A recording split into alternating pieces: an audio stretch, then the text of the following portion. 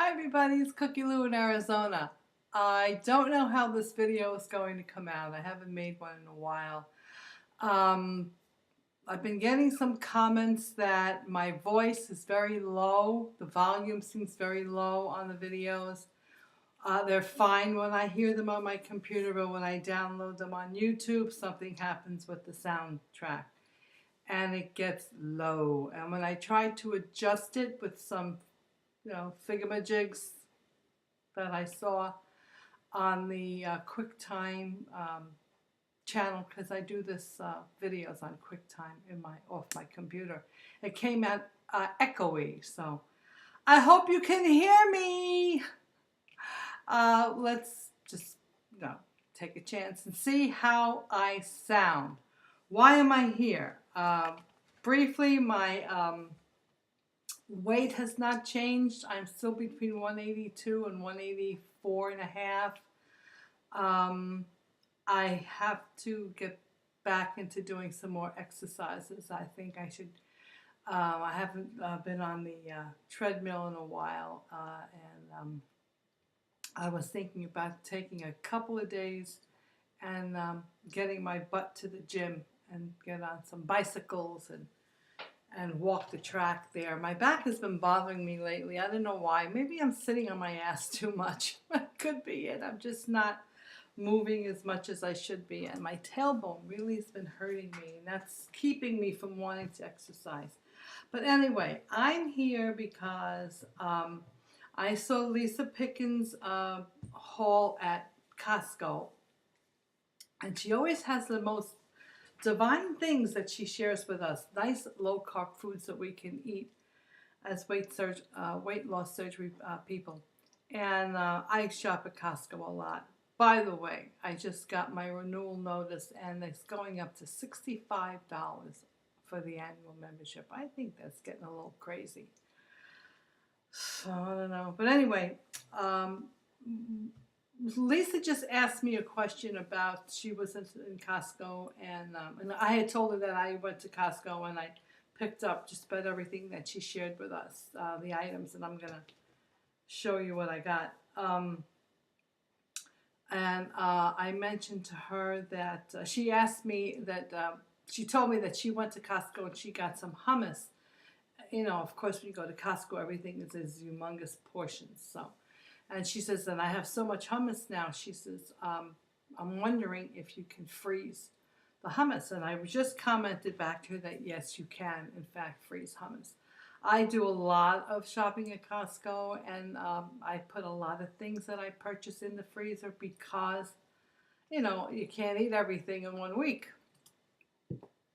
So I'm going to show you what she purchased that I went out and bought, and also share with you some things that I put in the freezer.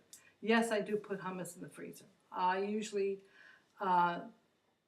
take these large quantities of items and I'll downsize them in small packaging, either in plastic bags, or storage bags, or usually I will try to use my glass jars. I do save most of my various size glass jars that I get, whatever gravy or tomato sauce or jelly or whatever in, and I save them. I wash them out, and I use my glass jars to store food in, you know, leftover cooking, or when I did my hummus.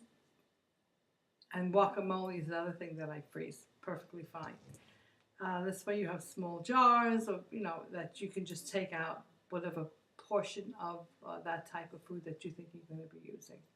I make a lot of stews and chilies and soups, and I have a lot left over, and I'll put them in jars. And you can see through the glass jars what the heck it is too. But I usually do label it with some masking tape. I'll put down, you know, what it is, like turkey chili or whatever. Okay, so this is what I got at Costco, and I got blueberries. And I keep my blueberries in the freezer. Love them. They stay there forever, and they're nice and fresh. I'll put them in my yogurt, and I haven't even put yogurt in the freezer. And it's fine. So I'll put my blueberries in the freezer, and then I'll just take out what I need, throw them in my yogurt or in my smoothie drink or whatever. Works out fine. This is something that she talked about. This is the Satiro salami and provolone cheese, and I'm not sure. I think I might have had this before because it looks familiar to me. But anyway, when I went to Costco, they had a huge, like 3-table display of Satiro products with about 3 or 4 people handing out their cold cuts. Now, Satiro is a company in Italy, and all this, from what they was telling me, all these meats are made in Italy. And it's not always available at Costco. She says it depends upon what the promotion is. Trader Joe's might have the brand. Costco has some of it, like this they might have more often. But the other prosciutto and the gabagol and the supersada and the salami and the, what do you call there? Gabagol, bologna with fat clumps in it. That's not always available, so you should, if worse comes to worse, and this is a delicious product. It's probably just as good, if not better, than boar's head. And I do buy boar's head a lot because it's real food. They don't have any additives, preservatives, or mystery meats mashed together and pressed out. So this is good. You can go on Satiro.com and find out what locations might be having whatever the products. But anyway, this comes in a 6-pack, and I took a couple and I put them in the refrigerator, and the rest I put in the freezer. This is something else that I purchased. Satiro Calabrese. It's supersata and salami. Okay. Supersata is this thing in the middle. It looks like a pepperoni, but it's a dry sausage. And if you see supersata like in the Italian deli, my husband used to love this stuff. Not me so much, but when they gave me a sample of it, it was really good. So I got this package because it's more salami, and I love my salami, and the supersata was good. I noticed as I get older, I seem to enjoy things differently than I did when I was a younger woman. But when you used to see the supersata in the whole sausage, it's about maybe this big, it usually has a white mold on the casing. And I think that's what used to turn me off. But this, of course, did not have that. And anyway, but that's the supersata. And I got the Milano salami and the supersata salami sausage. Now, this I think was $10.80 some odd cents for 6 packages. This I think was $8 and change. But like I said, they don't always have them, so I decided to purchase. This is another thing that I got at Costco. They sampled it, and I liked it. Alaskan Pollock burgers. And they had somebody, cooking them up and sampling them. And I'm looking for more fish to incorporate in my diet. I usually have salmon burgers. I go to Trader Joe's and I get the chili lime chicken burgers. Those are good. But I'm looking for low-carb foods to eat because I've been not doing as well on my low-carb consumption. I've been eating a lot of carbs. I've been eating pastas and rice and incorporating that in my soups and stuff, and I shouldn't be doing that. This is 120 calories for 1 burger. It's 6 carbs, 1 sugar, 1 fiber, and 17 protein, and it was pretty darn good. The only thing with these burgers, most of the time they come with, what's in it? Alaskan Pollock vegetable oil. Usually, if you're gonna make these items, these types of burgers, if you have a stick-free pan, I would just use that because this is going to emanate a lot of oil. It's going to just come oozing out of it. So anyway, it was pretty good. So I bought it. This was, I think, $11 and change for, well, it's 48 ounces, 12 burgers. And they're pretty sizable. This is something that I have, that I got. Let me put this on the floor. It's wet from the freezer. This is another thing that Lisa had shared with us, but she just got the cheddar crisps. And I said, Lisa, I went down to Costco and I found the same chips, same bagging, packaging, the same company, but it's bacon and cheddar crisps. I didn't find just the regular cheddar ones. And she went, oh my God, the bacon ones sound better. And they're pretty good. And again, the stats on this is good. It's 150 for 1 ounce, calories for 1 ounce, but just 6 pieces, and that's what I portion out. 7 grams of fat, 9 carbs, no sugars, and 10 protein. And this is pretty much what it looks like. It's the same chip that Lisa demonstrated, but it has a little bit of bacon in it. And they're good. They're crispy and crunchy, and they're tasty. So, you know, and it's a cheese cracker. I mean, it's not a bad cracker, but this is what it looks like. Oh, look at this one. This got a lot of bacon in it, see? So this is it, Lisa. Bacon and cheese crisps from Sonoma Creamery. Yummy. While I was there, I also got Wispies, the Parmesan cheese crisp wisps, and this is by Cello. And I passed by this a lot in Costco, and I said, oh, I'm going to get it, because I think it was like $9 or something for a bag of 9.5 ounces. And I think, well, this might not last me long, you know. And I figured maybe they're all kind of broken up like chips.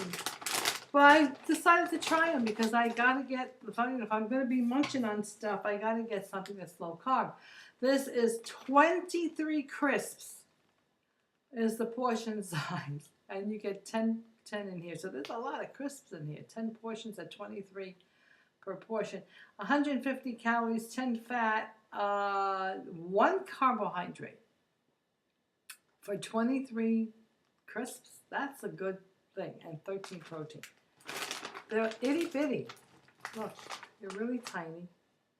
You know, this is what they look like. They're little, you know. They're crunchy, they're tasty, they're Parmesan-y, they're salty. The only odd thing about this product, by the way, happy St. Patty's Day. I got my shamrock on today. I'm not Irish, I'm Italian. But for those of you who don't know, St. Patrick is really St. Pasquale. He's a Roman from Rome, Italy. And he went to Ireland, and I don't know, he got the rats or the snakes out of Ireland, and they made him a saint. But anyway, St. Pasquale Day. So anyway, getting back to these, if you chew them and swallow as you're chewing, it's not so bad. But if you chew it and really really savor the juices and the salts and the savor of the flavors that come out of this little chip, it turns into a wad of gum. I don't know what the heck is going on, but like it gets like a wad of, a wad. It looks like gum. And you're chewing and you're chewing and you're chewing, and the whole texture of this cracker completely changes in your mouth. And I said, yeah, I can't swallow this, you know. And I took it out, and it was a wad. I won't chew this and show you, you know. But it's a tasty cracker for the money. You get a lot in here. So what I was doing is I was enjoying the crunch and the flavor, and then I take that little waddy thing and I throw it away. But they're still worth getting, you know. So anyway, that's pretty much what I did at Costco, and I don't know what the hell I bought, but I spent $130. And I got 2 bags of this. I got a bag of this. I got the blueberries. I got the pollock. I got the super sod and the salami. And I don't know what else I got. By the way, I'm eating my breakfast. This here is something that I make often. It's called an Italian frittata. Frittata is eggs fried up in a pan with anything. This is frittata and peas. I like frittata and potatoes, potatoes and eggs, spinach and eggs, broccoli and eggs, zucchini and eggs I love. And I got a hankering for the peas and eggs with frittata. So, bon appetit, everybody. Good. How do you make this? You get an onion, chop it up. I like onion and everything. Saute it in the pan with a little bit of garlic, chopped garlic, because I like garlic and everything. And you take whatever, your zucchini, your peas, your spinach, and if you're going to use spinach, make sure that you compress all the water out of it before you put it in the pan. It has to be really dry. And you just kind of saute that in with the onion and the garlic and a little bit of olive oil. And then you whip up about maybe 6 eggs, and you throw it in the pan, and you make like a little omelet with it. My grandmother used to make this. I don't know how she used to do it. I mean, I knew how she'd do it, but I always fail at it. She would put them in a pan, and she would cook it. And, cook it as well as she could. And then she would put a dish over it, over the pan, and flip it, and then put the raw side of this big pancake back in the pan. And it came out nice and like a pie. And then she would cut it up and serve it. But every time I did that, I made a mess. So I just make like a scrambled version of it. So anyway, briefly, I've been having some problem with my refrigerator lately. It's the weirdest stupid thing. It was here when I bought it.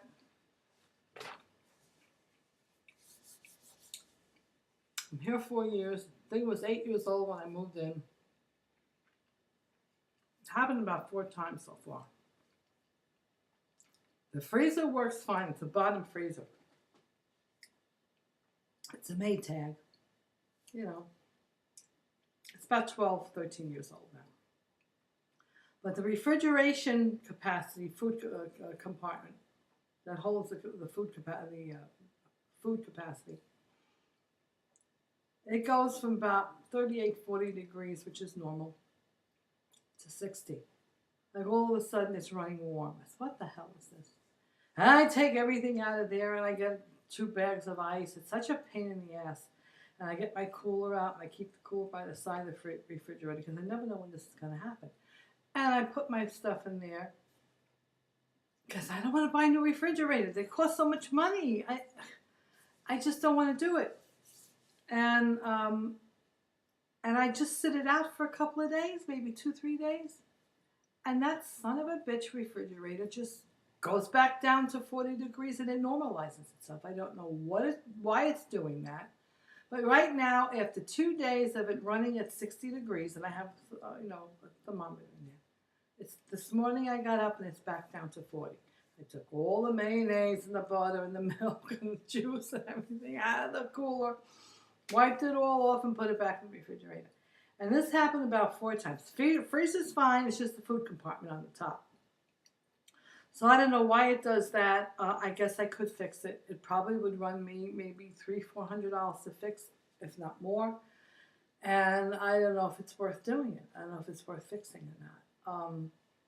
It probably needs a new compressor or a new thermostat or something's wrong in the panel, computerized panel thing, whatever. I don't know. Fan might be broken. It's running. So it can't be the fan, it's just running warm, which means there's something wrong with the temperature control. But why it goes back down to 40 degrees and corrects itself, I don't know why it does that. It takes about maybe 2-3 days. And then boom, we're back down to normal. That'll last a couple of weeks, maybe, and then bam, we're running warm again. So if any of you people know what the heck that could be and what it might cost to fix that, if it's worth fixing a 12, 13-year-old refrigerator or buying a new one. Because I've been really doing a lot of research on the new technology, and there's a lot of repairmen out there that are kind of fessing up, and there's something that I saw the other day that I'm going to share with you. It's absolutely wonderful. It's called Marketplace. It's a Canadian news, kind of like a consumer report in Canada. And they have all kinds of reports on different things on television. It's the CBC.CA/marketplace. MARKETPLACE. That's what I wrote down. And I got it off of YouTube just at random, and they were talking about refrigerators. And he had 2 refrigerator repair people there, some guys that were fessing up, saying that unfortunately high technology is built to break down. New appliances do not last like they did, in the 60s and 70s, because they're only built to live for about maybe 10 or 12 years. And during that 10 or 12 years, you're going to have problems. You're going to have this breakdown, that breakdown. You might have $300 or $400, even $500 worth of repairs before you have to toss the thing out. And at the prices that they're charging, because of these everything is computerized. Everything is a circuit board. Everything controls. Like if you have something that's like with me, with the temperature control, if that's off, that could run you a couple $100 to repair. Because everything is kind of run by these computerized panel boards inside the refrigerator, and washers and dryers and refrigerators and stoves. It's all the same thing. They're really not built to last like they were. They charge you a lot of money for the parts. They charge you a lot of money for the repairs because they don't want you to repair them. They want you to buy a new one. And he says this is the mentality of the manufacturer, and you're pretty much stuck between the rock and the hard place because they're all the same. A lot of people that call for service are having a lot of problems, especially with Samsung products. They just don't respond. People were talking about their Whirlpool refrigerator. Some man said that I just bought this refrigerator 2 years ago, and it's cost me over $500 in repairs, and it shouldn't be breaking down after 2 years. And it's like pulling teeth to get them to come out and fix the damn thing. And he gets runarounds on the phone. Customer service is poor. Samsung is bad. Whirlpool's American-made product too, So he says the 2 guys that were on there were saying that it's kind of stuck between a rock and a hard place because none of these companies have any compassion for their customer. They don't give a damn about customer service or customer repeat business because of good quality products, because they're all conglomerated together. They all have the same mindset. So they all have the same kind of attitude about customer service and putting out a good product. They don't really want to because they don't have to, because they're all the same. Whirlpool could be connected with Maytag, or GE could be connected with this one and that one. So there might be 4 or 5 different brands of appliances that are all owned by the same company, manufactured by the same company. Whether it be in Michigan or China or wherever, you still get the same crap. So you're stuck. We're stuck with high-priced refrigerators that are running anywhere from $2,500 to $3,000-$4,000, and nothing is better than the other because they're all going to break down the same way. So it's very disheartening for me to feel that I'm going to go out and spend, and I don't want to spend any more than maybe like $1,000 or $1,200. And I don't want an ice maker. I don't want a water dispenser. I mean, the ice maker you're stuck with. Everybody puts them in. But I don't need a water dispenser, And they break down, they leak, they cost more energy-wise to run, so they're not as efficient as a refrigerator without a water dispenser. And a lot of people are complaining that they're getting leaks inside the crisp bins, the vegetable bins. Water's leaking and then it freezes up.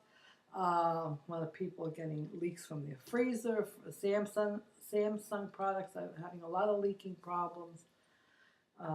So I don't know. I've been shopping around and trying to see if I can find an open box or maybe something with a little dent on it, or a floor sample that I can get cheaper because I don't want to spend any more than maybe $1,000, $1,200.